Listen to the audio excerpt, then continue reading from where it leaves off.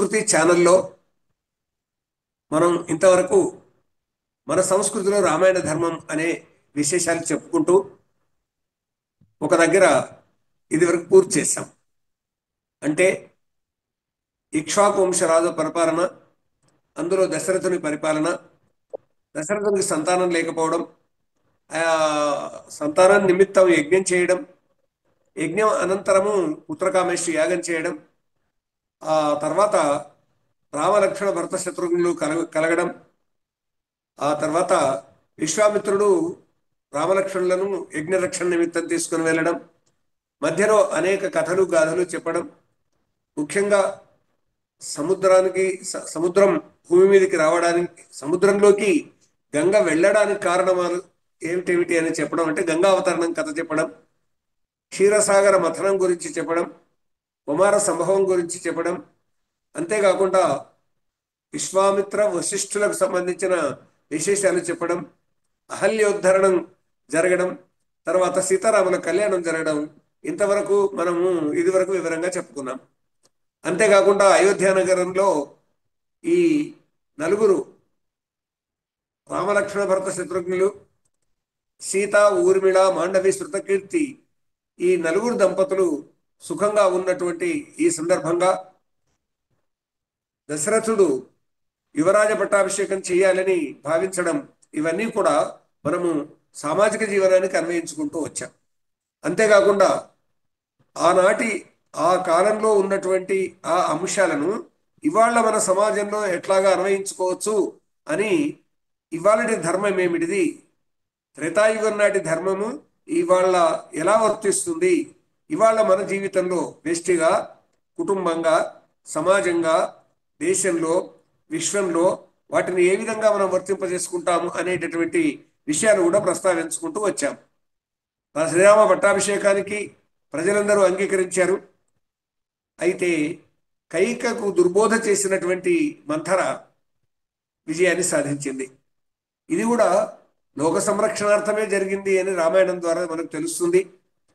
అంతా బాగా ఉన్నటువంటి అయోధ్యని ఎవరైనా పాలించవచ్చు, కానీ అరణ్యాల్లో ఉన్నటువంటి వారి అష్టకష్టాలు దూరం చేసేవారెవరు? అది ప్రభువులు చేయాల్సినటువంటి పని అని నేను చెప్పుకున్నాం. నాడైనా నేడైనా ఎవరైతే పీడింపబడతారో, ఎవరైతే బాధల్లో ఉంటారో వాళ్ళని రక్షించాల్సింది ఎవరు అంటే పరిపాలకులు. పరిపాలకుల దగ్గర భద్రతా వ్యవస్థ ఉంటుంది. అందుకొరకు నాడైనా నేడైనా రేపైనా తప్పనిసరిగా పీడిత తాడిత జనాన్ని కాపాడాలి. ఈ పీడిత తాడిత జనం ఎవరు? అరణ్యంలో మునులు, వాళ్ళ విద్యా వ్యవస్థ. కాబట్టి ఆ అరణ్యానికి వెళ్ళాలి అనేటటువంటి కోరిక రామచంద్రుని మనస్సులో ఉంది. అదే కోరిక నెరవేరింది. అందరి దగ్గర అనుమతి తీసుకున్నాడు. కైక వరాలు కోరి ఈ విధంగా పంపిస్తున్నాను, ఈ విధంగా వెళ్ళాలి అని కోరింది. దాని కారణంగా రాముడు అంగీకరించాడు. పితృవాక్య పరిపాలన కొనసాగించాలని నిర్ణయం చేసుకున్నాడు. శ్రీరాముని వెంబడి లక్ష్మణుడు, సీతామాత అంటే శ్రీరాముని ధర్మపత్ని సీతాదేవి బయలుదేరారు. ఆ విధంగా బయలుదేరినటువంటి వాళ్ళ దగ్గర నుంచి మనం వాళ్ళ చెప్పుకునేటటువంటి విషయాల్లో, నారచీరలు ధరించి బయలుదేరినటువంటి వీళ్లను దశరథుడు, సుమంతుడు, వశిష్ఠుడు, కౌసల్య, సుమిత్ర మొదలైనటువంటి వీళ్ళందరూ కూడా వాళ్ళ వాళ్ళ మనోభావాలు వ్యక్తీకరించినటువంటి ఘట్టాలు అపూర్వంగా ఉన్నాయి. ఆ సందర్భంలో ముఖ్యంగా లక్ష్మణునితో సుమిత్ర అంటుంది, నిజంగా మనం గుర్తుంచుకోవాల్సింది, ఆ సుమిత్రాదేవికి చేతులెత్తి మొక్కాల్సింది, నాయన లక్ష్మణ, నీవు అరణ్యంలో అన్నగారికి తోడుగా వెళ్తున్నావు, నీ మనస్సులో ఏ రకమైన భావాలు ఉండాలి అని చెబుతుంది. అన్నగారు ఉన్నారు, వదిన గారు ఉన్నారు. కాబట్టి ఇదిగో చూడు, రామం దశరథం విద్ధి మాం విద్ధి జనకాత్మజం అయోధ్యాం అటవీం విద్ధి గచ్చతా తయథా సుఖం. ఆయన సుఖంగా పోయిరా, కానీ నువ్వు ఏమని గ్రహించాలి అని అంటే, శ్రీరామచంద్రుణ్ణి మీ నాన్నగారు అనుకో, దశరథుడు అనుకో. అంతేగాక సీతమ్మ వారిని నన్ను అనుకో, అంటే మీ అమ్మ అనుకో. ఆ విధంగా ఆ అడవిని అయోధ్య అనుకో, పోయిరా సుఖంగా అన్నది. ఈ శ్లోకం అర్థం ఇదండి.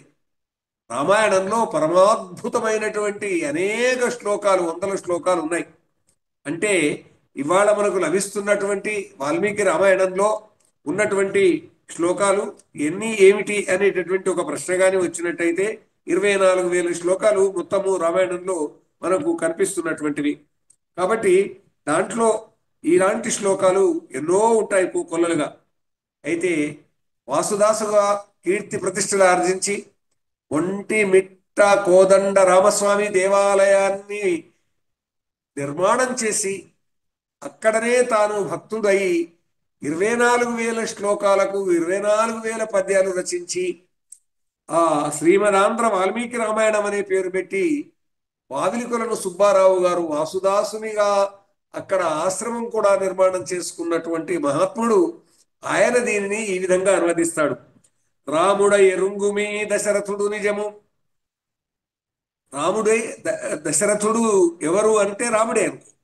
నన్ను తలంపు మా జనకుని తనయ పుత్ర, నన్ను నీవు జనకుని తనయ అయినటువంటి సీతమ్మగా భావించు బిడ్డ.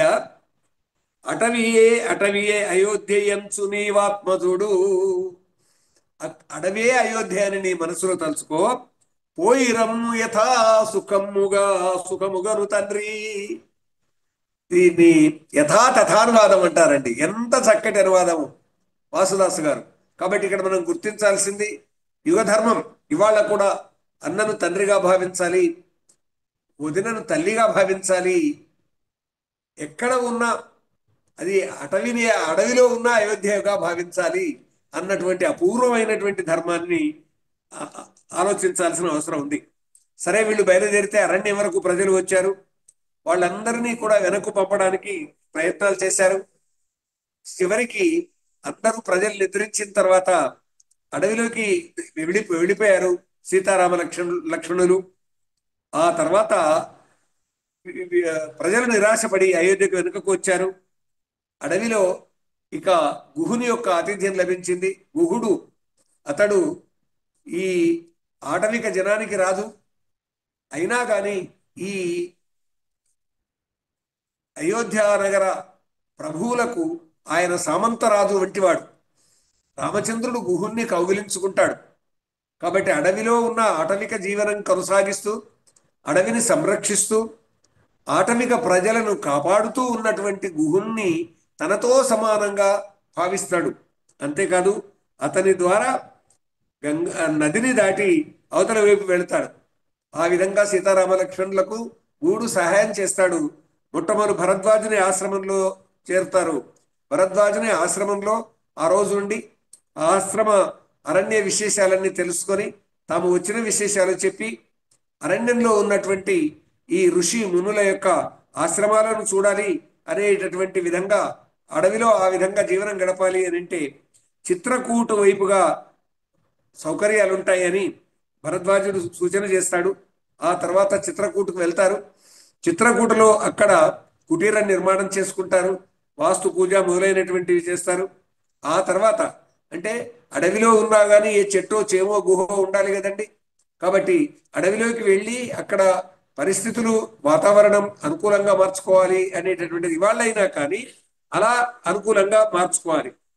ఆ తర్వాత ఈ రాముడు వెళ్ళిపోయిన తర్వాత ఇక్కడ అయోధ్యలో ఏం జరుగుతుంది? సుమంత్రుడు రాముడిని వదిలిపెట్టి వచ్చాను అని చెబితే అయోధ్య ప్రజలందరూ కూడా ఏడుస్తారు. దశరథుడు దుఃఖిస్తాడు. ఆ దుఃఖంలోనే ఇక్కడ చెబుతాడండి శ్రవణ కుమారుని కథ. ఆ పుత్ర వియోగంతో నా మరణం జరుగుతుంది అనేది నాకు ముందే తెలుసు అని చెబుతూ దశరథుడు మరణిస్తాడు. అందరూ దుఃఖిస్తారు. అప్పుడు భరతుడు శత్రుఘ్నుడు మేనమామల ఇంటి దగ్గర ఉంటారు. కాబట్టి భరత శత్రుఘ్నుని పిలిపిస్తారు. వచ్చిన తర్వాత భరతుడు కోపగిస్తాడు తల్లి పైన. ఎంత తప్పు చేశావు తల్లి అని అంటారు. కానీ సుమంతుడు మొదలైనటువంటి వాళ్ళు చేయవలసిన కార్యం చేసి ఏదైతే అంత్యేష్టి సంస్కారాలు చేయాలో ఆ సంస్కారాలన్నీ భరతుని చేత చేయిస్తారు. తర్వాత భరతుడు నేను అయోధ్యలో ఏ రాజధర్మాన్ని నేను నిర్వర్తించను, నేను రాజుగా ఉండను, అడవికి వెళ్ళిన మా అన్నగారిని నేను తీసుకుని వస్తానని భరతుడు బయలుదేరతాడు. చూడండి రామలక్ష్మణ భరత శత్రుఘ్నుల యొక్క సంస్కారాలు ఏ విధంగా ఉన్నాయి. రాయప్రభు సుబ్బారావు గారు ఒక గొప్ప పద్యం రాస్తారు ఇక్కడ. అన్నదమ్ములు ఏకోదర న్యాయ పంక్తి దాటిపోని రామాయణ ధర్మమరసి ఆశ కైపున అనుజుల అన్యోన్య కంఠములకు తెగిన భారత నీతి కులిక మనసు. అన్నదమ్ములు ఏకోదర న్యాయ పంక్తి దాటిపోని రామాయణ ధర్మమరసి. నలుగురు అన్నదమ్ములు ఏకోదరులుగా తమ జీవితం అంతా గడిపారు. ఆహా, ఎంత బాగుంది అని నేను ఆనందించాను. కానీ ఆశ కైపున అనుజులు అన్యోన్య కంఠములకు తెగిన భారత నీతి కులిక మనసు. కానీ ఆశల ఆశ చేత, రాజ్యకాంక్ష చేత ఏ కౌరవ పాండవులు ఆ అన్నదమ్ముల మధ్యన కంఠములు ఉత్తరించుకున్న, కంఠములు తెంపుకున్న, ప్రాణాలు తీసుకున్న ఈ భారత కథతోటి నేను చెలించిపోయాను, కదిలిపోయాను, వేదన చెందాను అనేటటువంటి విధంగా రాసిన ఈ పద్యం రామాయణలో ఉన్నటువంటి భ్రాతృభావాన్ని, అదేవిధంగా భారతంలో ఉన్నటువంటి అన్నదమ్ముల కలహాన్ని మన ముందు సాక్షాత్కరింపజేస్తుంది. అన్నదమ్ములు ఏకోదర న్యాయ పంక్తి దాటిపోని రామాయణ ధర్మమరసి. ఇది రామాయణ ధర్మం మన సంస్కృతిలో. కాబట్టి భారతీయులందరూ కూడా గుర్తుంచుకోవాల్సినటువంటి అంశం అంటే ఇది. మొత్తము అటక్ నుంచి కటక్ వరకు, కాశ్మీర్ నుంచి కన్యాకుమారి వరకు, హిమాలయాల నుంచి హిందూ మహాసముద్రం వరకు ఈ భూభాగాలలో జీవిస్తున్నటువంటి అందరూ కూడా మేమందరం అన్నదమ్ములం అనేటటువంటి భావనతోటి జీవించాలి అని రామాయణ ధర్మం మనకు సందేశం అందిస్తుందండి.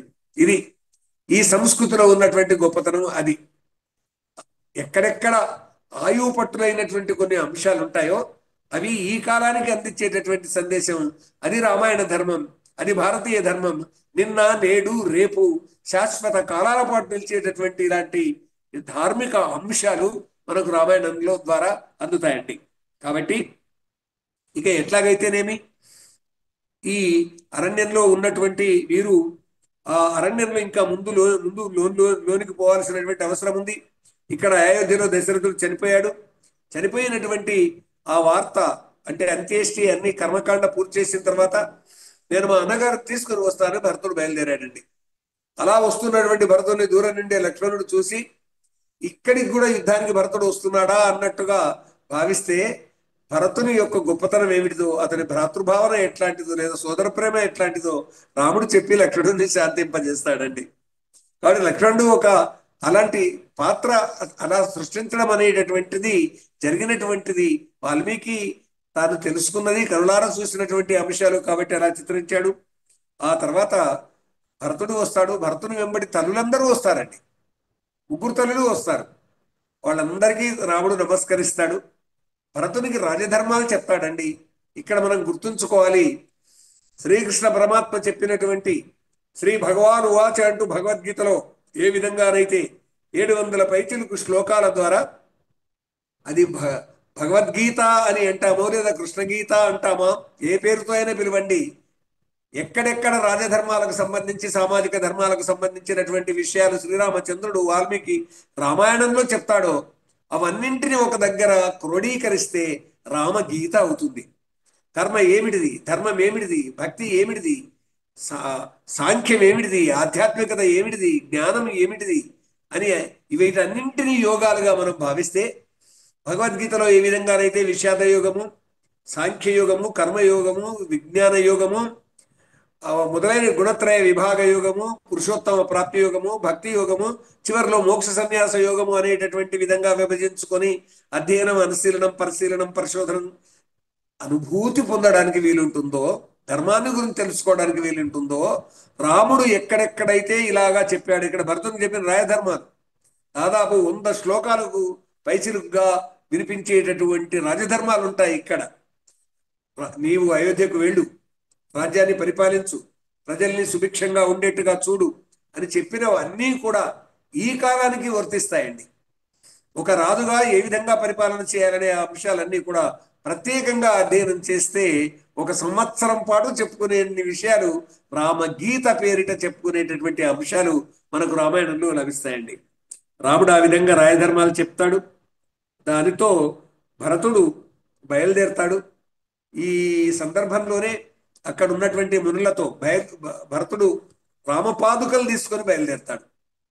అలా పాదుకలు తీసుకొని వచ్చేసి తాను అయోధ్యలో పరిపాలన కొనసాగించక నందిగ్రామం అనే ఊరిలో తానుంటూ రాముడు ఏ విధంగానైతే అడవిలో జడలు గట్టుకొని జీవితం కొనసాగిస్తున్నాడో ఆ విధంగా భరతుడు ఇక్కడ తన పాలనలో తన వ్యక్తిత్వము రాముడు అరణ్యంలో ఎట్లా జీవిస్తున్నాడో ఆ రకంగా మునివృత్తిని అవలంబించి భరతుడు రాజ్యపరిపాలన కొనసాగించాడండి 14 సంవత్సరాలు. ఆశ్చర్యపోతాం మనం. అక్కడ రామచంద్రుడు ఎలాగో ఇక్కడ భరతుడు అదే విధంగా ఉన్నాడు అన్నటువంటి విషయాన్ని మనం గుర్తించాలి. పాదుకలకు సింహాసనం మీద పట్టాభిషేకం చేస్తాడు. కానీ పాదుకా పట్టాభిషేకం అనేటటువంటి గొప్ప నాటకాలు, శ్రీరామ పాదుకా పట్టాభిషేకం అనే అద్భుతమైన నాటకాలు మనకు తెలుగులో వచ్చాయి.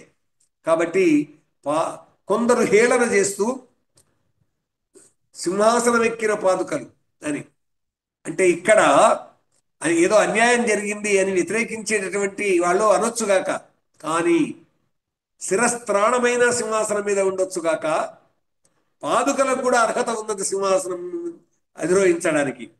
సరిగ్గా అర్థం చెప్పాలంటే పాదుకలు శ్రమజీవనానికి సింబల్ అనుకుంటే, శ్రమజీవనం చేసేటటువంటి వ్యక్తి కూడా అధికార పీఠం మీద కూర్చోవచ్చు అనేటటువంటి అద్భుతమైనటువంటి మహార్థాన్ని ఇక్కడ ఇస్తుంది. అదే స్వామి వివేకానందులు అంటారండి, జ్ఞానులు సింహాసనం మీద కూర్చుంటారు, క్షాత్రశక్తి కలిగినటువంటి వారు తర్వాత సింహాసనం మీద కూర్చుంటారు, వ్యాపార ఆర్థిక పరంగా వ్యాపారాల ద్వారా బలపడినటువంటి శక్తి కలిగినటువంటి వారు సింహాసనం మీద కూర్చుంటారు, శ్రమ శక్తితోటి రాజ్యాన్ని నిలబెట్టిన వారు, పంటలను పండించిన వారు, దేశాన్ని కళకళలాడేటటువంటి చేసిన వారు, అందరికీ తమ శ్రమశక్తితో అన్నం పెట్టిన వారు కూడా సింహాసనం మీద కూర్చుంటారు.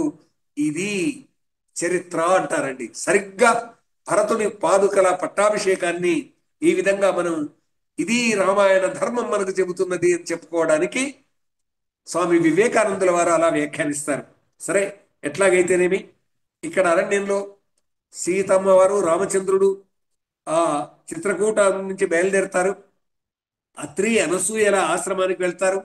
సీతమ్మ వారు అనసూయ మధ్యన జరిగినటువంటి కౌటుంబిక విషయాలు కానీ, ప్రేమకు సంబంధించిన విషయాలు కానీ, సీతా దాంపత్య ధర్మానికి సంబంధించిన అంశాలు కానీ, మహా శక్తి మాత అయినటువంటి అనసూయ ముగ్గురు దేవతలను త్రిమూర్తులనే పిల్లలుగా మార్చి తల్లిగా వాళ్లను ఆత్మీయతతో, అనురాగంతో, మమతతో, వాత్సల్యపూర్వక మాధుర్యంతో అనసూయ ఏ ధర్మాన్ని పాటించిందో అవి అన్నీ కూడా అపూర్వమైనటువంటి అంశాలు. అలాంటి అనసూయ సీతమ్మ వారికి బోధలు చేస్తుంది. అంతేకాకుండా అనసూయ సీతమ్మ వారికి ఇచ్చినటువంటి ఆ వస్త్రాలు అవి చెడవు, వాడవు, మైల పట్టవు. అలాంటి వస్త్రభూషణాలు ఇచ్చి పంపిస్తుంది. ఆ విధంగా అక్కడి నుంచి వాళ్ళు బయలుదేరుతారు.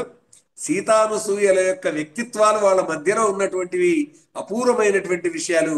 ఇక అయోధ్యకాండ పూర్తి అవుతుంది. వీళ్ళు దండకారణ్యం వైపుగా బయలుదేరుతారు. అలా దండకారణ్యం వైపుగా బయలుదేరినటువంటి వీళ్ళు అరణ్యకాండలోకి కథ ప్రవేశిస్తుంది. అలా అరణ్యకాండలోకి ప్రవేశించడం, దండకారణ్యంలోకి వీళ్ళు రావడం, ఆ మహారణ్యంలోకి మునులందరూ ఆహ్వానించడం, వాళ్లకు ఆహ్వానించిన సందర్భంగా వాళ్ళ ఆశ్రమాలు చూస్తాడు రామచంద్రుడు. ఆ ఆశ్రమాల పక్కన తెల్లటి గుట్ట కనిపిస్తుంది. ఏమిటి ఈ తెల్లటి గుట్ట ఇలా ఉంది అని రామచంద్రుడు అడుగుతాడు. అడిగితే అప్పుడు ఈయన ఏం చెప్తాడు అని అంటే, రాక్షసులు మునులను, అక్కడ ఉన్నటువంటి మునులు చెప్తారు, మునులను చంపి వాళ్ళను తిని వాళ్ళ కళేబరాలు అక్కడ పడవేయగా ఇలా గుట్టగా పేరుకపోయింది అని. రామాయణంలో ఇది విన్నప్పుడు చలించిపోతామండి ఒక్కసారిగా మనం. ఎముకల ప్రోవు గుట్టగా పడింది అక్కడ. కాబట్టి మానవ మాంసాహారులైనటువంటి ఏ రాక్షసులు ఎన్ని దుష్టకృత్యాలు చేస్తున్నారు అనేది మనకు తెలుస్తుంది. అప్పుడు రామచంద్రుడు ఆ మునుల కళేబరాలు అవన్నీ చూసేసి వాళ్ళకందరికీ అభయమిస్తాడు. అప్పుడు విరాధుడు అనే వీళ్ళు నడుస్తూ ఉంటారు. విరాధుడు అనే రాక్షసుడు వచ్చి సీతమ్మ వారిని ఎత్తుకొని పోతాడు. రామలక్ష్మణులు విరాధుడిని సంహరిస్తారు. అతడు తుంబురుడనే గంధర్వునిగా మారి దారి చూపిస్తాడు. వీళ్ళు శరభంగుడు ఆశ్రమానికి వెళ్తారు. అక్కడ శరభంగ మహాముని రామచంద్రుడు రాకతో దివ్యత్వాన్ని పొంది ఆయన దేవలోకానికి వెళ్ళిపోతాడు. ఆ విధంగా వాళ్ళు వెళుతూ ఉంటే సీతారాముల మధ్యన హింసాహింసల సంవాదం అవుతుందండి. ఎలాంటి హింస అహింసల సంవాదం ఇది అని అంటే, మీరు ఎందుకు ఆయుధాలు ధరించారు?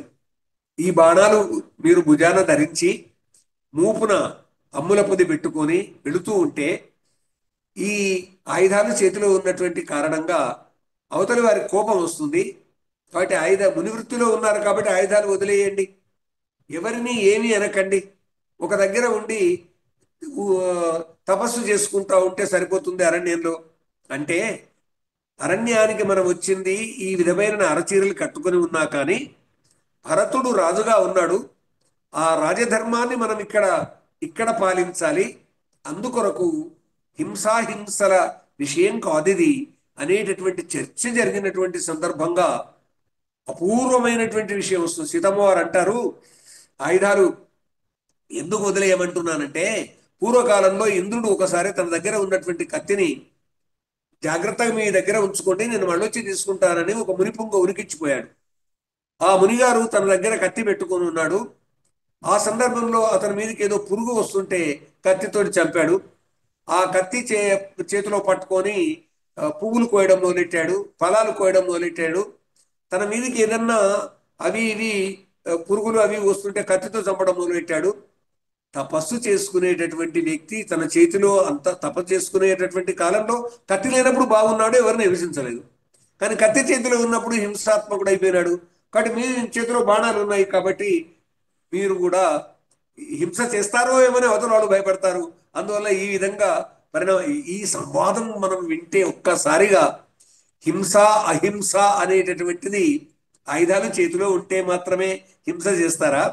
ఆయుధాలు లేకుండా మనస్సులో అవతలి వారిని ఏ విధంగానైనా కానీ పిడిగుద్దులు గుద్ది అవతల వారిని అణిచివేయాలి అనుకున్నది మనస్సుకు సంబంధించిందా లేకుంటే ఆయుధానికి సంబంధించిందా అనే విషయం మీద చర్చ జరిగి లోకాన్ని రక్షించేటటువంటి సందర్భంగా క్రూర మనస్తత్వం కలిగినటువంటి వారిని శిక్షించాల్సి వచ్చినప్పుడు, రాజ్య పరిపాలనలో ధర్మాన్ని నిలబెట్టాల్సి వచ్చినప్పుడు తప్పనిసరిగా ఆయుధం ధరించాల్సిందే. సరిగ్గా ఇవాళ మనకు ఈ విషయాన్ని రామాయణ ధర్మంగా మనం ఇవాళ చెప్పుకున్నట్టయితే మనకెందుకండి బార్డర్ సెక్యూరిటీ ఫోర్స్? సరిగ్గా రాముడు ఆనాడు చెప్పినటువంటి విషయం అదే. నీ దేశాన్ని, నీ ధర్మాన్ని, నీ జాతిని, నీ సంస్కృతిని రక్షించుకోవడానికి నీవు తప్పకుండా ఆయుధదారి అయ్యి నీ సరిహద్దుల్ని కాపాడుకోవాల్సినటువంటి అవసరం ఏర్పడింది అనేటటువంటి ఒక ఆలోచన కలిగిస్తుందండి రాముని బోధ సీతమ్మ వారికి చేసినప్పుడు. ఇది అపూర్వమైనటువంటి ఘట్టం. దీని మీద ప్రత్యేకమైనటువంటి ఒక జాతీయ సదస్సును పెట్టుకుని ఆలోచించవచ్చు.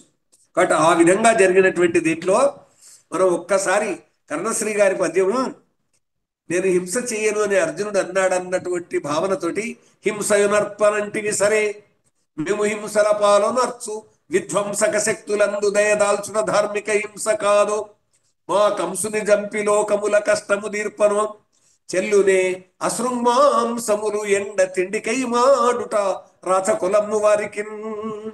ఇలాంటి పద్యాలు ఏ అనేకం మనకు కనిపిస్తాయి. నీవు హింస చేయనన్నావు కదా, నేను కంసుని ఎందుకు సంహరించాను?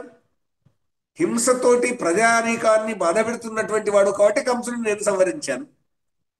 ఏదో ఒట్టి పుణ్యానికి ఎవరిని పడితే వారిని సంహరించడం అనేది కాదు, లోక కంటకుడైనటువంటి వ్యక్తిని శిక్షించాల్సి వస్తుంది అనేది.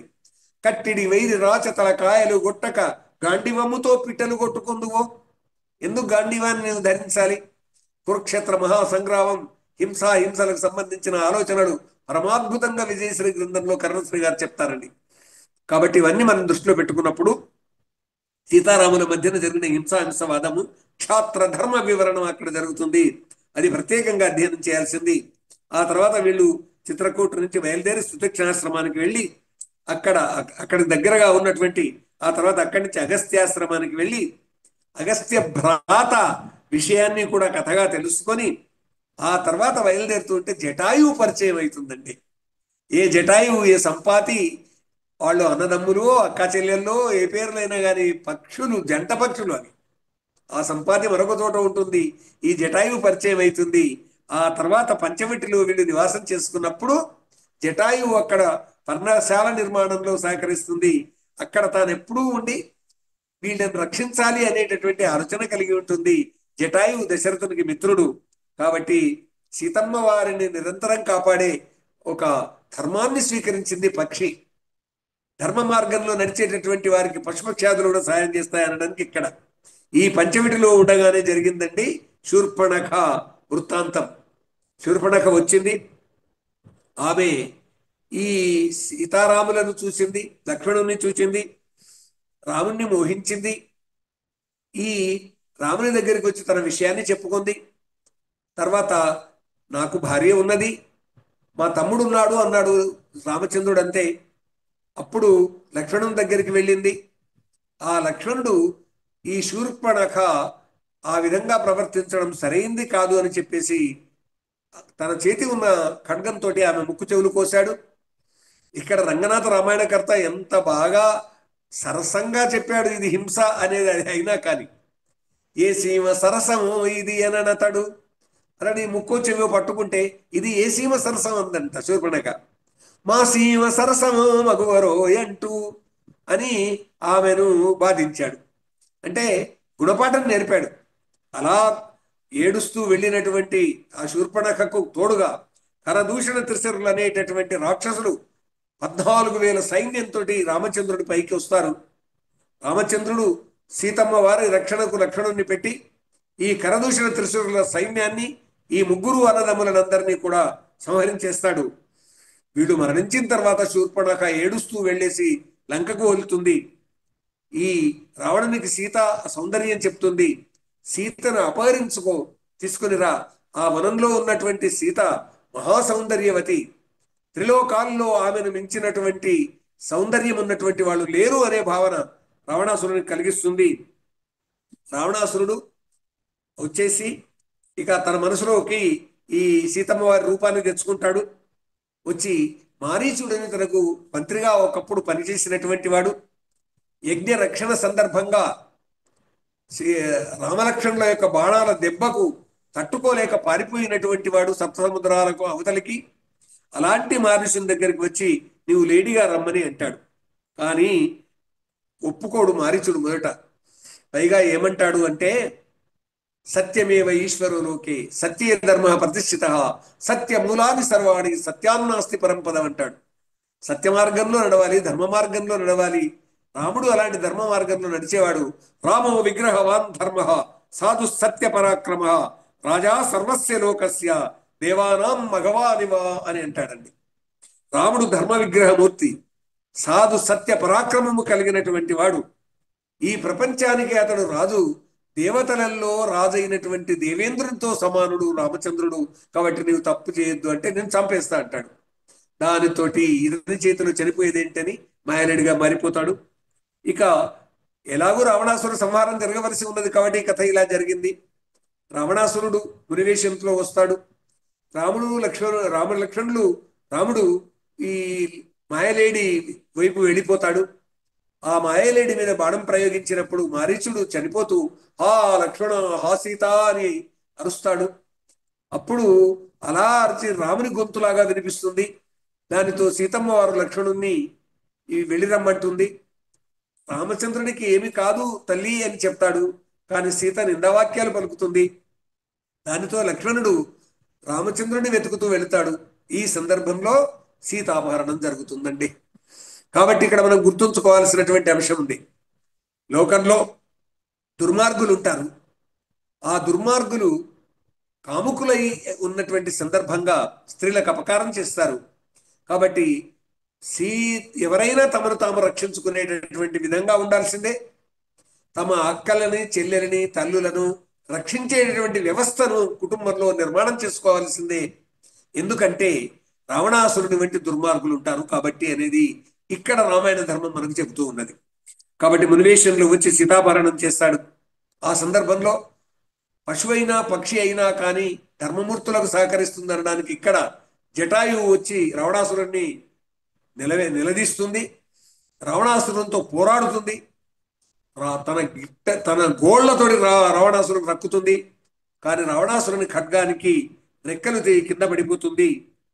సీతమ్మ వారిని తీసుకొని ఆకాశ మార్గంలో రావణాసురుడు వెళ్తాడు.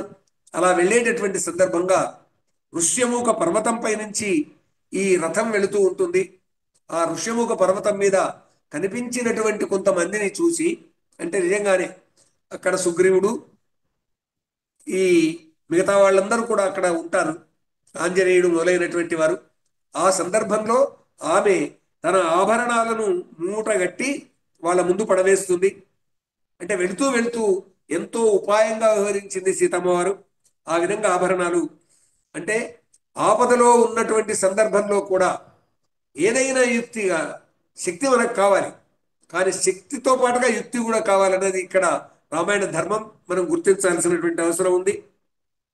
ఆ విధంగా ఆభరణాలు వాళ్ళ ముందు పడ్డాయి. ఆ అమ్మగారు అలాగా అమ్మగారిని తీసుకొని వెళ్ళిపోయినాడు. లంకానగరానికి వెళ్ళేసి అశోకవనంలో సీతను పెట్టాడు. శ్రీరాముడు ఇక్కడ తాను మాయలేడిని సంహరించిన తర్వాత వస్తూ ఉంటే అన్ని దుశ్శకునాలు కనిపించాయి. ఎదురుగా లక్ష్మణుడు వచ్చాడు. ఇక్కడ జానపదులు కట్టుకున్న ఒక పాట ఉందండి. పాట లాంటి పద్యమే, సీసపద్యం లాగా ఉంటుంది. ఇందున్న జానకి ఏదో ఈ తమ్ముడా. అక్కడికి వచ్చే వరకు జానకి అమ్మవారు లేరు పర్ణశాలలో. ఇందున్న జానకి ఏదో ఈ తమ్ముడా అన్ననే నెరుగా నన్నంపెవదినే, సీత నొక్కతి నుంచి రాదగున లక్ష్మణ, పడతి పొమ్మనుసు పోరాడెనన్న, భూపుత్రి ఏ జాడపోయెనో తమ్ముడా, ఆ పడతి ఎటు బోవుటెరుగనన్న, బాపురే అపకీర్తి పాలైతి తమ్ముడా, కోపమేటికి పూర్వకృతము అన్న, జానకిని బాసి నేనొక్క నిమిషమైనా ఒంటి ఉండగలేను నేనొంటి వాణ్ణి, బ్రహ్మ ఎడబాపే ఎన్నాళ్ల పగయో కాని, అనుచు సీతను వెదకిరా అయోధ్యముఖులు. జానపదులు కట్టుకున్న పద్యం అండి ఇది. జనజీవితంలో బాగా ప్రచారంలో ఉన్నటువంటి పద్యం ఇది. కాబట్టి ఇక వాళ్ళు వెతుకుతూ వెతుకుతూ వస్తూ ఉంటే జటాయువు కనిపించింది. ఆ జటాయువు రావణాసురుడు సీతమ్మ వారిని తీసుకొని దక్షిణం వైపుగా వెళ్ళాడు అన్నటువంటి మాట చెప్పి చనిపోయింది. జటాయువుకు పితృకర్మలు చేశాడండి శ్రీరామచంద్రుడు. ఒక తండ్రి గారికి ఏ విధమైనటువంటి కర్మలు చేస్తారో అలాంటి కర్మలు చేసి అంత్యేష్టి కార్యక్రమాలు నిర్వహించాడు. అక్కడి నుంచి అలా వెళుతూ ఉంటే కబంధుడు వీళ్ళిద్దరికి పైకి వచ్చాడు. ఆ కబంధుణ్ణి సంహరించారు. ఆ కబంధుడు కూడా తన చేతులు తెగిపడి ఒక గంధర్వునిగా మారాడు. ఆ కబంధుడు మార్గదర్శనం చేశాడు ఎలా వెళ్ళాలి అనేది. అలా వెళుతూ ఉంటే మతంగముని ఆశ్రమం మధ్యలో వచ్చింది. ఆ మతంగముని ఆశ్రమంలో రాముడు వస్తాడు. ఆయనకు నేను తీయతీటి పళ్ళు తినిపించాలి అని భావిస్తూ ఉన్నటువంటి శబరిమాత ఎదురు చూస్తున్నది. ఆ అమ్మవారు దివ్యంగా రామచంద్రుని దర్శనం చేసుకుంది. తాను తెచ్చిపెట్టినటువంటి రేవు పళ్ళను రామచంద్రునికి ఇచ్చింది. తీయతీటి పళ్ళను ఇచ్చింది. రాముడు ఆశీర్వదించాడు. ఆమెకు ఆ విధంగా ముక్తి లభించింది శబరిదేవికి. ఆ ఈ విధంగా రామచంద్రుడు తాను తన ప్రయాణంలో, వనవాసంలో ఈ ప్రయాణంలో, రామాయణం రాముని యొక్క ప్రయాణం ఏది, అలాగా ఎవరిని ఎట్లా ఆదుకోవాలి అనేది అడుగడుగున మనకు తెలుస్తుంది. కాబట్టి శక్తి ఉన్నటువంటి వాళ్ళు, ధర్మ మార్గంలో పయనించే వాళ్ళు ఇలాగా ఈ మార్గంలో వెళ్ళాలి అనేటటువంటిది రామాయణ ధర్మం మనకు చెప్తుంది. ఇలా అరణ్యకాండం నుంచి మనం కిష్కింధాకాండంలోకి వచ్చాం. ఇక్కడ ఈ ఋష్యముఖ పర్వతం వైపుగా వీళ్ళు వెళుతూ ఉన్నారు. వెళుతూ ఉంటే ఎవరో ఆయుధాలు ధరించినటువంటి వారు ఇటువైపు వస్తున్నారు అని ఋష్యముఖ పర్వతం మీద ఉన్నటువంటి సుగ్రీవుడు చూచి ఎవరో చూచి రమ్మన్నాడు. ఎందుకంటే వాలి సుగ్రీవులు ఇద్దరు అన్నదమ్ములు. వాళ్ళిద్దరి మధ్యన వైషమ్యాలు వైరుధ్యాలు వచ్చాయి. దాని కారణంగా సుగ్రీవుడు కిష్కింధలో ఉండలేకపోయాడు. వాలి తరిమేశాడు. దానితోటి వాలికి ఉన్న శాపం ఒకటి ఉంది, ఋష్యముఖ పర్వతం మీదకి రాని శాపము. దాని కారణంగా సుగ్రీవుడు పరిగెత్తుకొని వచ్చి తన మంత్రులు ఆంజనేయుడు మొదలైనటువంటి వారు తోడుండగా ఇక్కడ సుగ్రీవుడు ఉన్నాడు. సుగ్రీవుని భార్య అయినటువంటి రుమను కూడా అంతఃపురంలో అట్టి పెట్టుకున్నాడు వాలి. అది వాలి చేసిన పెద్ద తప్పుల్లో తప్పు. అలా అంటే సుగ్రీవుడు ఈ వస్తున్నటువంటి శస్త్రధారులైనటువంటి వ్యక్తులు వాలి చేత పంపించబడ్డటువంటి వారా అన్నటువంటి ఆలోచనతోటి ఆంజనేయుడిని పంపించాడు. ఆంజనేయుడు వచ్చి రామలక్ష్మణులను చూసి వాళ్ళిద్దరికీ దండం పెట్టాడు. వాళ్ళిద్దరితోటి మాట్లాడాడు. ఆంజనేయుని యొక్క భాషను చూచే వరకల్లా నవవ్యాకరణ పండితుడు మాట్లాడుతున్నాడా అనేటటువంటి విధంగా అనిపించింది. కాబట్టి వాగ్భూషణమే భూషణము అంటాను చూడండి. తెలుగునాట ఒకప్పుడు గొప్పగా సరస్వతీ దేవుని ప్రార్థిస్తూ నాకు వాక్కు బాగుండేట్టుగా చూడు తల్లి అని ఒక గొప్ప పద్యం ఉందండి. ఇది ఇక్కడి నుంచే వచ్చింది మనకు ఆంజనేయునిలాగా మాట్లాడాలి అనేది. తల్లి నిన్ను దలంచి పుస్తకము చేతన్బూనితిన్ నీవు నాయుల్లంబందున నిలిచి జృంభణముగా ఉక్తల్ సుశబ్దము శోభిల్లంబల్కుము నాదు వాక్కునను ఉక్తుల్ సుశబ్దము శోభిల్లంబల్కుము మంచి మాటలు నా నోట వచ్చేట్టు చూడు తల్లి అని. ఆనాటి రామాయణ కాలం నాటి విషయాన్ని దృష్టిలో పెట్టుకుంటే మనకు ఆకాశవాణిలో సంస్కృత పాఠాలు చెప్పిన కేశవ పంతుల నరసింహశాస్త్రి గారు వాగ్భూషణమే భూషణం అనే ఒక గొప్ప శ్లోకాన్ని ప్రపంచమంతా అందేట్టుగా చేశారండి. కేయూరాన విభూషయంతి పురుషం హారాన చంద్రోజ్వల న స్నానం న విలేపనం న కుసుమం నాలంకృతామూర్ధజ వాణ్యేకా సమలంకరోతి పురుషం యా సంస్కృతాధార్యతే క్షీయంతే ఖలు భూషణాని సతతం వాగ్భూషణం భూషణం. ఇది అండి రామాయణ ధర్మం. కాబట్టి మన వాక్కు బాగుండాలి. మన అలంకారాలు కాదు, సోకులు చేసుకోవడం కాదు, మంచి వస్త్రాలు కాదు, నెత్తి మీద పూలు కిరీటాలు భూషణాలు ఆభరణాలు పెట్టుకోవడం కాదు, వాగ్భూషణమే భూషణం. రామాయణం అందించిన ఈ సందేశం రామచంద్రుడు ఎంత గొప్పగా మాట్లాడుతున్నాడు ఆంజనేయుడు అనుకున్నాడు. ఆ విధంగా రామలక్ష్మణులు ఇద్దరిని తీసుకొని ఋష్యముఖ పర్వతం వైపుగా తీసుకొని వెళ్ళాడు ఆంజనేయుడు. రామసుగ్రీవుల మైత్రి జరిగింది కాబట్టి భార్యాన్వేషణ సీతాన్వేషణ కొరకు రామచంద్రుడు సుగ్రీవుల మైత్రి జరిగితే జరగవచ్చుగాక. సుగ్రీవుడు తన రాజ్యాధికారాన్ని పొందాలి అనే ఉద్దేశంతో ఇద్దరి మధ్యన అగ్నిసాక్షిగా మైత్రి జరిగింది. వాలి సుగ్రీవుల కథలన్నీ తెలుసుకున్నాడు. వాలి శక్తి ఎట్లాంటిది, మాయావి అనేటటువంటి రాక్షసుని వాలి సంహరిస్తాడు. వారి మధ్యన పోరాటం జరుగుతుంది. ఆ మాయావి పరిగెత్తుకుని ఋష్యముఖ పర్వతంలోనూ గుహలోకి వస్తాడు. ఆ తర్వాత దుందుబి అనేటటువంటి అప్పుడే శాపం వస్తుంది ఈ వాలికి. దుందుబి అనేటటువంటి మరొక రాక్షసునితో పోరాడతాడు ఈ మాయావి తమ్ముడే దుందుబి. ఆ దుందుబిని వాలి సంహరిస్తాడు. అలాంటి ఆ దుందుబి సప్తతాళ కథ ఒకటి ఉంటుంది. వాలి ఎంత గొప్పవాడు అని అంటే వాలిని సంహరించి సుగ్రీవునికి కిష్కింధ పట్టాభిషేకం చేస్తా అని రాముడు ప్రతిజ్ఞ చేస్తాడు. సుగ్రీవుడు రామచంద్రునికి పరీక్ష లాంటిది పెడతాడు. ఈ అక్కడ పడి ఉన్నటువంటి దుందుబి యొక్క శవాన్ని, అది కేవలము ఎముకల ప్రోగుగా ఉంది, దాన్ని వాలి అలాగ కొనగోటితో మీటాడు అని, ఎన్ని యోజనాల దూరం పడిందని, రాముడు ఆ విధంగానే చేస్తే తాను శక్తిని నమ్ముతాను అని అది జరుగుతుంది. అంటే రాముని శక్తి గురించి పరీక్ష అనేటటువంటి సుగ్రీవుని యొక్క అవిశ్వాసం ఇక్కడ అంతే తప్ప రాముని శక్తి ఎట్లాంటిదో తెలియక కాదు. జనపదులు కూడా ఇక్కడ వాలికి ఒక శాపం ఉన్నది అని ఒక కట్టుకథ కట్టుకున్నారు. ఎలాగైతేనేమి మొత్తం మీద వాలి సుగ్రీవులు ఇద్దరూ పోరాడతారు. వాలిని చెట్టుచాటు నుంచి రామచంద్రుడు బాణంతో కొడతాడు. దానితోటి వాలి చనిపోతాడు. ఆ సందర్భంగా లెక్కలేనన్ని ప్రశ్నలు పుట్టుకొని వస్తాయి. ఈ విధంగా చేయడం ధర్మమా అని. రాజ్యాధికారం పొందినటువంటి వారి ఒక మృగంలాగా వ్యవహరించాడు, అన్యాయంగా వ్యవహరించాడు. సుగ్రీవుని భార్య అయినటువంటి రుమ తనకు మరదలవుతుంది, మరదలు చెల్లెలతో సమానం. కానీ వాలి తన అంతఃపురంలో రుమను అదే విధంగా పెట్టుకున్నాడు అన్నటువంటి రాజధర్మాలు చెప్పిన తర్వాత వాలి భార్య తార శాంతిస్తుంది. ఆ తర్వాత సుగ్రీవుడు రాజవుతాడు. కానీ భోగలాలస్తోటి అతను ఆలస్యం చేస్తాడు సీతాన్వేషణకు. దానితో లక్ష్మణుడు ఆగ్రహిస్తాడు. చిట్ట చివరికి ఆంజనేయుడు సమన్వయించి చెప్తాడు, తార కూడా సమన్వయించి చెప్తుంది. మీలాగా రాజధర్మాలు తెలిసినటువంటి వారం కాదని గొప్పగా తార మండోదరి సీత ఎవరెవరైతే సప్త కన్యకలను మనం చెప్పుకుంటామో తార గొప్ప మేధావి. ఆ తర్వాత సీతాన్వేషణకి ఇక వానరసేన పూనుకుంటుంది సుగ్రీవుని యొక్క ఆజ్ఞతోటి. 3 దిక్కుల్లో తూర్పు వైపుగా, పడమటి వైపుగా, ఉత్తరం వైపుగా ఈ వానరసేన బయలుదేరుతుంది. ఇక ఈ 3 దిక్కుల్లోనూ సీతమ్మ వారు కనిపించదు. చివరికి దక్షిణం దిక్కుగా అంగదుడు, ఆంజనేయుడు, జాంబవంతుడు, నలుడు, నీలుడు వీళ్ళు బయలుదేరుతారు. అలాగా వీళ్ళు బయలుదేరి సముద్రము ఒడ్డుకు వచ్చేటటువంటి సందర్భంగా ఒక చోట కొండ బిలంలోకి వీళ్ళు ఆగిపోతారు. అక్కడ స్వయంప్రభ అనేటటువంటి అప్సరస వీళ్ళకు తోడ్పడుతుంది. అక్కడే సంపాతి, అక్కడ జటాయు మాట విన్న సంపాతి వచ్చి వీళ్లకు సహకరిస్తుంది. అప్పుడు వాళ్ళకు తెలిసినటువంటి దక్షిణం వైపుగా లంక వైపుగా సీతమ్మ వారిని తీసుకొని వెళ్ళాడు అన్నటువంటి విషయం తెలుస్తుంది.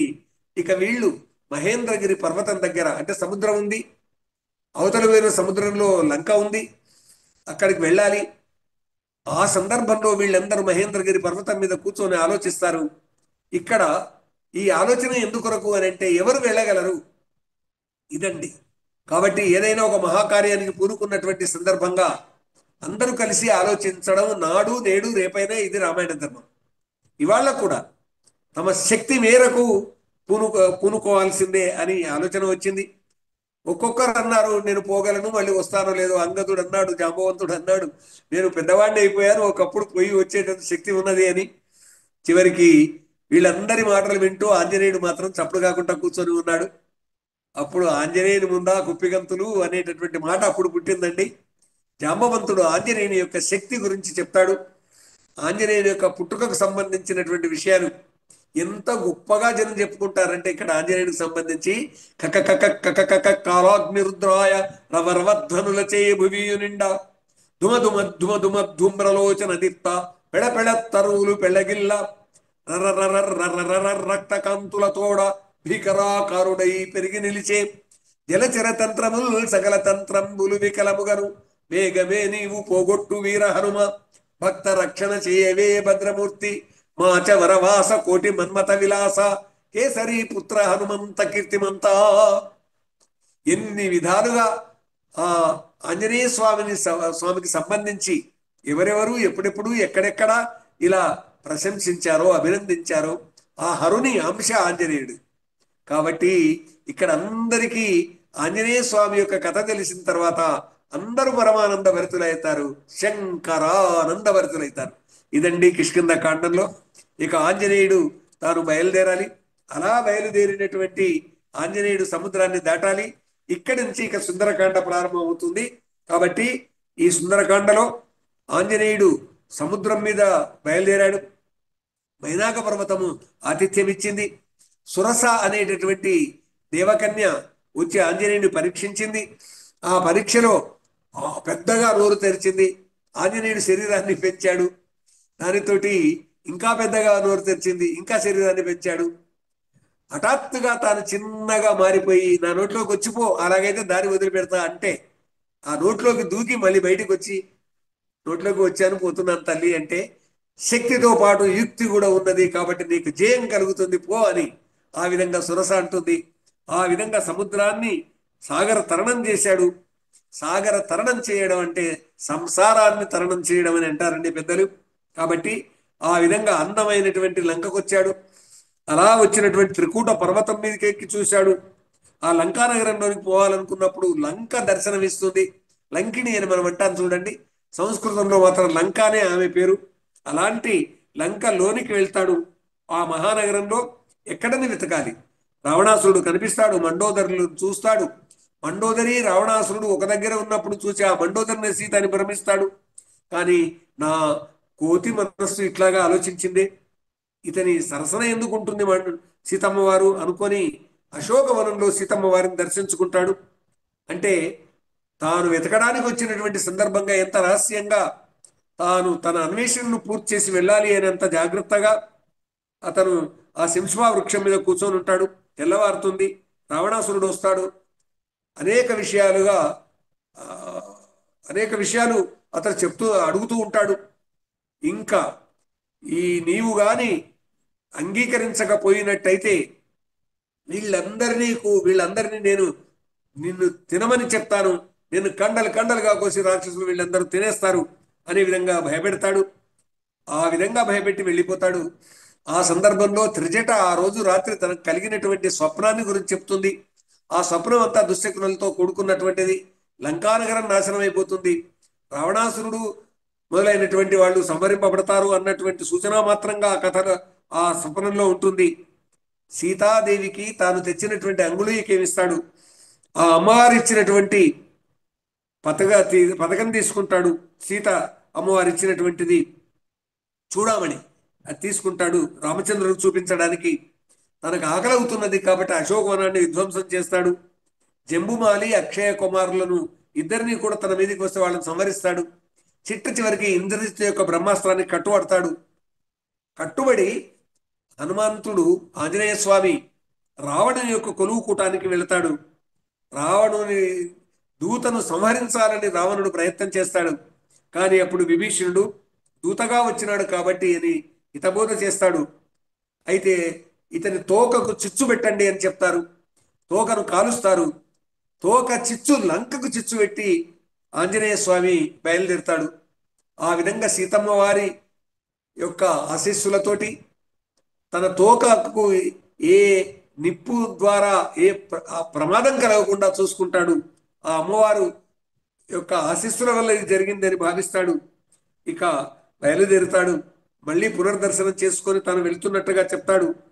అలా వెళుతూ ఉన్నటువంటి సందర్భంగా మహేంద్రగిరిలో తన వెంబడి అంగదుడు, జాంబవంతుడు, నలుడు, నీలుడు మొదలైనటువంటి వాళ్ళు ఉన్నారు.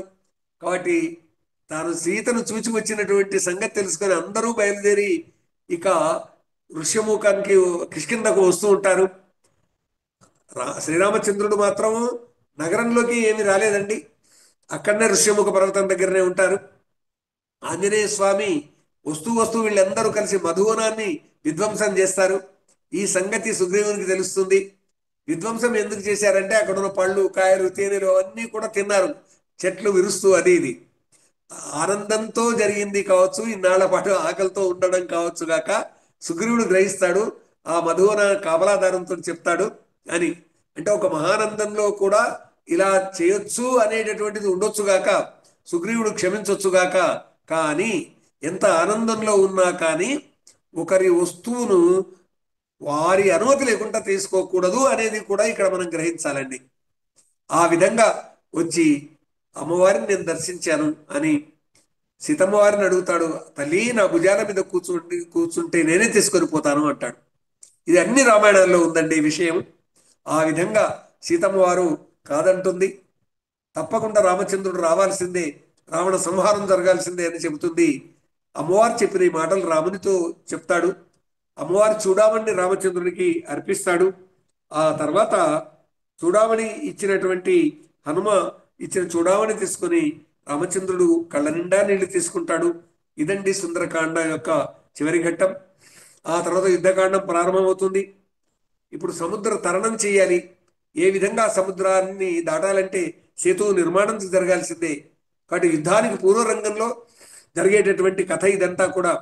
సముద్ర అంటే ఒక మహాకార్యం చేయాల్సిన సందర్భంగా అందరి సహకారం, చెట్టు పుట్ట, రాయి రప్ప, గుట్ట, సర్వ జంతువులు, వానర సైన్యం మొత్తము ఈ రామసేతు నిర్మాణంలో అచలాలు, జడాలు కూడా తోడ్పడ్డాయి అన్నట్టుగా రాయి రప్ప కూడా తోడ్పడింది రామసేతు నిర్మాణంలో. ఆ విధంగా సేతు నిర్మాణం జరిగింది. మొత్తం మీద 14 యోజనాలు మొదటి రోజు, 20 యోజనాలు రెండవ రోజు, 21 యోజనాలు మూడవ రోజు, 22 యోజనాలు నాలుగవ రోజు, 23 యోజనాలు ఐదవ రోజు, మొత్తం 100 యోజనాల సేతు నిర్మాణం అవుతుంది అనేది వాల్మీకి రామాయణంలో ఉందండి. ఆ తర్వాత అక్కడ రావణాసురుడు ఈ విధంగా సైన్యం వెళ్ళి వచ్చిందని శుకసారణులు అనే వారి వల్ల తెలుసుకుంటాడు. సముద్రుడు ఎలా వెళ్ళాలో తాను మార్గం చూపిస్తాడు. వారధి నిర్మాణం జరిగింది, సముద్ర తరణం జరిగింది. అంగద రాయబారం మొట్టమొదలు రావణాసురుని దగ్గరికి పంపిస్తారు అంగదుణ్ణి. కానీ రావణాసురుడు వినడు. తర్వాత అంటే మొట్టమొదలు యుద్ధం చేయాల్సిన అవసరం లేదు, సీతమ్మ వారిని ఇస్తే సరిపోతుంది. అంటే ఇక్కడ కూడా మనం గ్రహించాల్సింది ఏంటంటే సంధి సంప్రదింపుల్లాగా చేసింది తప్పని ఒప్పుకొని సీతమ్మ వారిని అప్పగిస్తే చాలు అనేటటువంటి ఇక్కడ మనం గ్రహించాలండి. రావణ సుగ్రీవుడు కూడా వెళ్తాడు. రావణ సుగ్రీవుల ద్వంద్వ యుద్ధం జరుగుతుంది. సుగ్రీవుడు తప్పి వెనక్కి వచ్చేస్తాడు. తర్వాత లంకలో ఇక కపిసేన ప్రవేశిస్తుంది. రాముని మాయాశిరస్సుతో సీతను వంచే యత్నం కూడా జరుగుతుంది. ఈ సందర్భంలో ఇంద్రజిత్తు యొక్క ఉపాయం వల్ల కూడా కొన్ని కపట ఉపాయాలు జరుగుతాయి. అయితే విభీషణుని భార్య అయినటువంటి సరమ సీతమ్మ వారికి ధైర్యం చెప్తుంది. ఈ మధ్యలోనే సముద్రం ఒడ్డుకు వచ్చినటువంటి వీళ్ళందరి దగ్గరికి విభీషణుడు రావణాసురునికి నచ్చ చెప్తే వినలేదు, వెనక్కి వస్తాడు. రావణాసురుని భార్య అయినటువంటి మండోదరి అమ్మవారు రావణాసురునికి హితబోధ చేస్తుంది. రామున్ పుణ్య గుణాభిరాము త్రిజగద్ రక్షైక దీక్షాగురుం సామాన్యక్షితి నాథుగా తలచి తత్ సామర్థ్యముహింపక ఆ భూమిశాగ్రను దేవి ఉత్తమ సతిన్ పూతవ్రతన్ నీ కులక్షేమంబొల్లని భంగి తెచ్చితి ప్రభు శ్రేనింత గర్హింతురే అని భాస్కర్ రామాయణకర్త రాస్తాడండి. కాబట్టి రాముడు మహాశక్తిమంతుడు, అతడు విశ్వానికే రాజు లాంటి వాడు. ఆయన సంపదను తీసుకుని వచ్చావు నీవు, సీతమ్మ వారిని అప్పగించి శరణను, నువ్వు బతుకుతావు, మేమంతా బతుకుతాము, నీ సైన్యము నీ కుటుంబము రాక్షస లోకమంతా బతుకుతుంది అని ఆ విధంగా చెప్తుంది మండోదరి. కానీ వినడు రావణాసురుడు, యుద్ధానికి నిర్ణయించుకుంటాడు. సువేలాద్రిపై నుంచి రాముని యొక్క వానర సైన్యాన్ని చూస్తాడు. త్రికూటాద్రి పైన సైన్యాన్ని తెచ్చిపెట్టుకుంటాడు. ఇక యుద్ధం ప్రారంభమవుతుంది. ఇక వరుసగా కుంభకర్ణుని మరణం, ఆ తర్వాత రావణాసురుని మరణం, ఇవన్నీ జరుగుతాయండి. పుష్పక విమానం కూడా సంసిద్ధమవుతుంది. అయితే ఈలోగా అశోకవనంలో ఉన్నటువంటి సీతమ్మ వారిని రాముని సన్నిధికి తీసుకుని వస్తారు. ప్రజలు ఏమనుకున్నారో రామచంద్రునికి తెలుసు కాబట్టి అశోకవనంలో ఇన్నాళ్ల పాటు, అంటే ఎన్నాళ్ల పాటు అండి, 14 సంవత్సరాలలో 13 సంవత్సరాల 4 నెలలు అరణ్యంలో గడిపారు. చివరి 6-7 నెలలు మాత్రమే సీతాపహరణం జరిగి అశోకవనంలో అమ్మవారు ఉన్నది 5-6 నెలలు మాత్రమే. కాబట్టి ఇన్నాళ్ల పాటు లంకలో ఉన్నటువంటి సీతమ్మ వారిని తెచ్చుకున్నాడు అనేటటువంటి అప్రతిష్ట లోకం వస్తుంది. కాబట్టి అగ్ని పరీక్ష చేయమంటాడు. దానితోటి అందరూ బాధపడతారు. కానీ తప్పలేదు, చితి పేరుస్తారు. అమ్మవారు ఆ చితిలోకి వెళుతుంది, అగ్నిలోకి వెళుతుంది, అగ్నిగుండంలోకి వెళుతుంది. ఆ అగ్నిగుండం నుంచి అమ్మవారిని తీసుకుని వస్తాడు అగ్నిదేవుడు, రామచంద్రుడికి సమర్పిస్తాడు. అగ్ని పునీత సీత ఇక్కడ మనం గుర్తించాలండి. అనేకులు అనేక విధాలుగా ఇక్కడ రాముడు కోరినటువంటి కోరిక అగ్ని పరీక్షను విమర్శించినటువంటి వాళ్ళు ఉన్నారు, సమర్థించినటువంటి వాళ్ళు ఉన్నారు. అందుకే ఆధ్యాత్మ రామాయణకర్త ఇక్కడ ఏం చేశాడంటే, ఆయన రావణాసురుడు అపహరించింది సీతమ్మను కాదు, రావణాసురుని అపహరించింది వేదవతి అనేటటువంటి సీత రూపంలో ఉన్న ఆమెను. అగ్నిదేవుడు సీతమ్మ వారిని అగ్ని ఆశ్రమానికి తీసుకుని పోతాడు. ఆశ్రమ ఇక్కడ పర్ణశాలలో ఉన్నటువంటి వేదవతి సీత రూపంలో ఉంటుంది. ఆమెను రావణాసురుడు అపహరించాడు. ఎప్పుడైతే అగ్ని పునీత సీత అయిందో 2 సీతలతో అగ్నిదేవుడు వస్తాడు. రామునికి తెలియక కాదు, కానీ నిజమైనటువంటి సీత ఈ 6 నెలల పాటు ఇక్కడ అశోకవనంలో ఉన్నది ఈమె వేదవతి. కాబట్టి ఈమెను పెళ్లి చేసుకోండి, మేమిద్దరము ఇప్పుడు అయోధ్యకు వస్తామంటుంది సీతమ్మవారు. అప్పుడు శ్రీరామచంద్రుడు ఈ అవతారంలో ఒకే భార్య, ఒకే మాట, ఒకే బాణం, ఈ ధర్మాన్ని నేను అనుసరిస్తున్నాను. భవిష్యత్తులో కలియుగంలో శ్రీ వెంకటేశ్వర స్వామి అవతారము శ్రీనివాస రూపంలో నేను ఉంటాను. ఆ సందర్భంలో ఆకాశరాజు కూతురుగా ఈ వేదవతి జన్మిస్తుంది పద్మావతిగా. అప్పుడు నేను ఆమెను పెళ్లి చేసుకుంటాను అని రామచంద్రుడు అంటాడు అని అధ్యాత్మ రామాయణకర్త చెబితే, అదే విషయాన్ని తరిగొండ వేంగమాంబ వెంకటాచల మహాత్మ్యంలో రాస్తుంది అండి. ఇది రామాయణంలో ఇలా తేలినటువంటి కథ. అప్పుడు ఇక పుష్పక విమానం వస్తుంది. సీతమ్మవారు అగ్నిదేవుని వెంబడి వేదవతి వెళ్ళిపోతుంది. ఆ తర్వాత సీతమ్మవారు, లక్ష్మణుడు అందరూ పుష్పక విమానం నుంచి బయలుదేరుతారు. ఆ అరణ్యాలు చూస్తూ, ఏ అరణ్యాలలో ఎక్కడెక్కడ ఉన్నారు అనేటటువంటి విషయాన్ని గ్రహిస్తూ, భరద్వాజాశ్రమాన్ని దాటాలి, అవతలికి అయోధ్య ప్రవేశించడానికి ముందే ఆంజనేయ స్వామి నేరుగా వెళ్ళిపోయి అయోధ్యలో నందిగ్రామంలో ఉన్నటువంటి భరతం దగ్గరికి వెళ్ళి వచ్చేస్తున్నారు అనేటువంటి చెప్పేసి పట్టాభిషేకానికి కావలసినటువంటి ఏర్పాట్లన్నీ పూర్తి చేస్తారు. హనుమంతుడు మొదలు వెళ్ళి చెప్పినటువంటి కారణంగా ఏర్పాట్లన్నీ జరుగుతాయి. భరతుణ్ణి కౌగిలించుకుంటాడు శ్రీరామచంద్రుడు. సీతారాములకు పట్టాభిషేకం జరుగుతుంది. ఇలాంటి దివ్యమైనటువంటి కథ ఈ గాథ. ఇదంతా కూడా రామాయణంలో.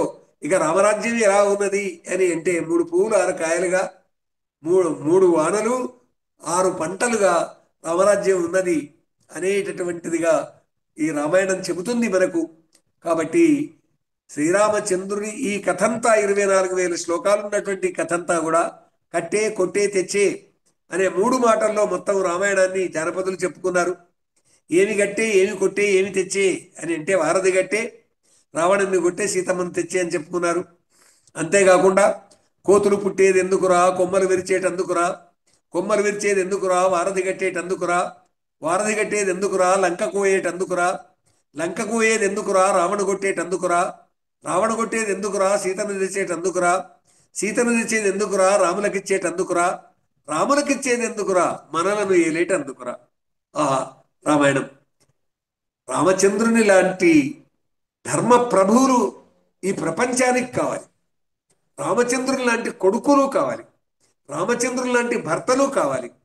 రామచంద్రుని లాంటి అన్నా కావాలి. రామచంద్రుని లాంటి ప్రభువు కావాలి. అనే విధంగా రామాయణ ధర్మం మనకు తెలియజేస్తుంది. కాబట్టి ఇంత దివ్యంగా ఇంత భవ్యంగా రామాయణాన్ని రచించి మనకు అందించినటువంటి ఆ వాల్మీకుల వారిని కూజంతం రామ రామేతి మధురం మధురాక్షరం ఆరుహ్య కవితాశాఖం వందే వాల్మీకి కోకిలమని చేతి దండం పెట్టుకుంటాము వాల్మీకుల వారిని. ప్రపంచ సాహిత్యంలో ఒక వ్యక్తి ఏ విధంగా ఉండాలి అనేటటువంటి విధంగా బోధించినటువంటి రామాయణాన్ని అధ్యయనం, అనుశీలనం, పరిశీలనం చేసి అనుభూతిలోకి తెచ్చుకున్నట్టయితే మేము కూడా రామచంద్రుడిలాగా జీవించాలి అనేటటువంటి ఆలోచన కలుగుతుంది. గృహస్థ ధర్మానికి కానీ, రాజధర్మానికి కానీ, భర్త ధర్మానికి కానీ, ఒక కొడుకు ధర్మానికి కానీ ఎవరు ఉదాహరణ అనేటటువంటిది నాడైనా నేడైనా రేపైనా నిలిచేటటువంటి వాడు రామచంద్రుడు. ఒక మహాకావ్యంగా నిలిచేటటువంటిది రామాయణం. రాస్తే ఇలాంటిది రాయాలి, ఈ రకమైనటువంటి సందేశం నాడు నేడు రేపు ఎప్పటికీ ఈ మానవ ప్రపంచానికి అందాలి అనేటటువంటి ఇంత గొప్పగా వచ్చినటువంటిది. కాబట్టి ఎన్ని విధాలుగా అనేక కథలు, గాథలు, ఇంకా వాల్మీకి చెప్పనటువంటి అంశాలు ఒక రంగనాథ రామాయణంలో, మరొక యక్షగానంలో ఇలాంటి కథలు, గాథలు కొన్ని ఇందులో కలిసిపోయినాయండి. కలిసిపోయితే వాల్మీకి రామాయణం మూల గ్రంథం. జనజీవితంలో చెప్పుకునేటటువంటి అనేక ఉదాహరణలతో చిన్న చిన్న కథలు కూడా ఇలా కలిసిపోయినటువంటి ఆ రామాయణాన్ని మనమందరము కూడా అధ్యయనం చేద్దాం. వాల్మీకి రచించిన రామాయణం మనకి వాళ్ళ అన్ని భాషల్లోనూ సరళమైనటువంటి మాతృభాషల్లో లభిస్తుంది. భారతదేశంలోనే కాదు, ప్రపంచంలో ఉన్నటువంటి అన్ని భాషల్లోనూ కూడా. సంస్కృతం తెలిసిన వారు సంస్కృతం చదువుతారు. తెలుగులో వచ్చినటువంటి రామాయణాలు మరలనిదేల రామాయణం వన్నచో ఈ ప్రపంచకమెల్ల ఎల్లవేళ్ళ తినుచున్న అన్నమే తినుచున్నది నాళ్ళు తన రుచి బ్రతుకులు తనవిగాన అని రామాయణ కల్పవృక్షం రాసినటువంటి విశ్వనాథ్ సత్యనారాయణ గారు అంటారు. అంతేకాదు, ఎంత గొప్పగా ఒక మాట ఆయన చెప్తాడు అంటే, అచ్చమైన అమృతమమరుదు త్రావినారోయి దానికే నసూయపడను పరమమౌని అయిన వాల్మీకి కృత సత్కథాసుధార సంబుద్రావి. దేవతల అమృతాన్ని తాగారు, నాకు అమృతం కావాలని నేను అసూయపడను, ఎందుకంటే వాల్మీకి రచించిన రామాయణ కథామృతాన్ని నేను తాగాను కాబట్టి శాశ్వతంగా నిలిచిపోయాను అని. అమృతాన్ని తాగిన భూమి శాశ్వతంగా ఉందండి. అమృతాన్ని స్వీకరించిన సూర్యచంద్రులు శాశ్వతంగా ఉన్నారు. అమృతాన్ని స్వీకరించిన అగ్నిదేవుడు, వాయుదేవుడు, వానదేవుడు శాశ్వతంగా ఉన్నారు.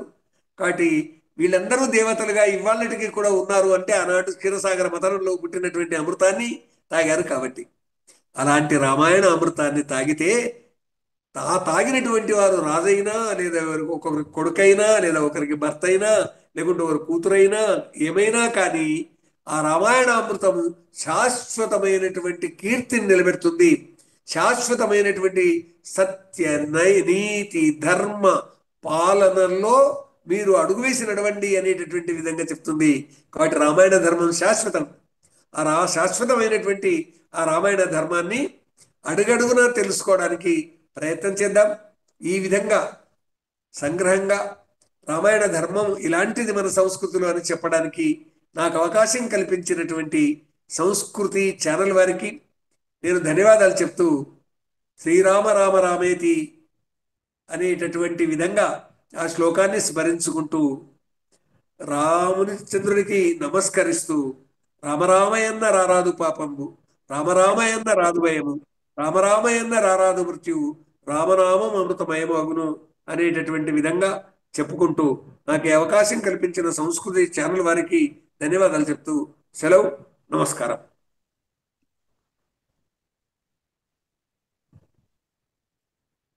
జాతీయ సంస్కృతిలో పురుషార్థాలు అనే శీర్షికలో ధర్మం గురించి విపులాతి విపులంగా చాలా విశ్లేషణాత్మకంగా ప్రసంగిస్తున్నారు.